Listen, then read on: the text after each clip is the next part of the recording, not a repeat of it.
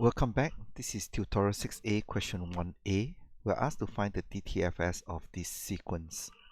So it is obvious that this sequence x of n is equal to x of small little n plus 4.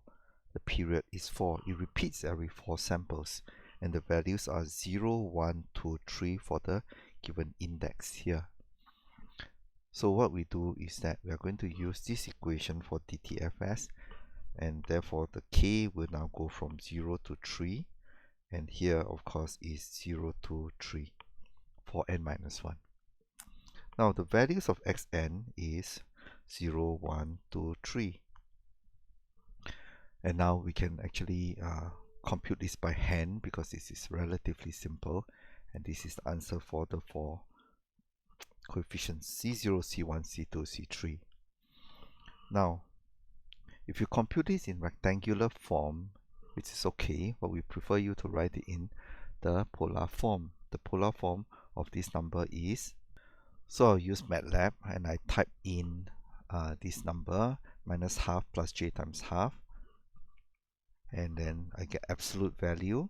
So this is 0.7071, and if I type angle, it's 2.35. So I should now write it here. So you notice that I write it in this form. This form is called the polar form. This is the magnitude and this is the phase. And you'll see that actually there's a very close relationship between these two, because this is the conjugate of this, and therefore the magnitude is the same and the phase is actually inverted. Okay, and now what about minus half? So minus half, if you want to write in polar notation, you have to write the magnitude, and the phase you can write this, or half minus pi. Now I'm going to use MATLAB to compute for you, and in MATLAB the idea is this: you can write this equation, x equals to FFT of 0, 1, 2, 3. And you have to do 1 over 4, because 1 over 4 is 1 over n, and this FFT is actually doing DFT, and DFT is actually this equation here, n minus 1 x of n e minus j 2 pi over n kn. Alright, so let's see the results of MATLAB. X equals to 1 over 4 times FFT of 0, 1, 2, 3. And the answer is all these values here. And I want to put absolute value of x. Then you'll get 1.5, 0.7071, 0.5, and 0.7071. Now I want to get the angle of x. And you'll see the first one is 0. Second one is plus 2.35. Third one is pi. Fourth one is minus 2.35. So these are the what do you call that? The complex conjugate. So the angle is opposite or negative of each other.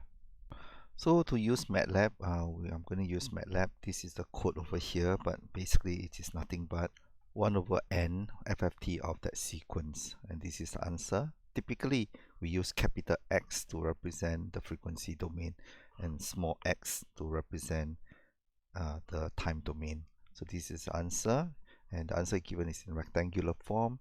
We use absolute, we'll get the magnitude, and if you angle, we'll get the phase. Right, now we then can plot the magnitude and the phase spectrum. In here, I'm going to plot k times 2 pi over 4. So this is k equals to 0, 1, 2, 3. And you'll realize that 2 pi over 4 is 0.5 pi. So this is 0.5 pi. Okay, so typically you are going to say this value is C0, C1, C2, C3, and this is the magnitude value, and this is the angle. So let's see. The first value is 1.5. Second value is 0.7071, third value is 0.5, and the fourth value is 0.7071. So this is the 4 magnitudes C0 to C3. The angle, the first value is C0, the angle is here.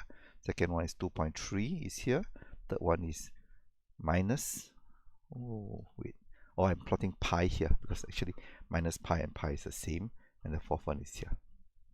Again, remember that this, you can plot this as omega in radian per sample, or you can plot it as k. So this is 0, 1, 2, 3k. That's all for this question. Thank you.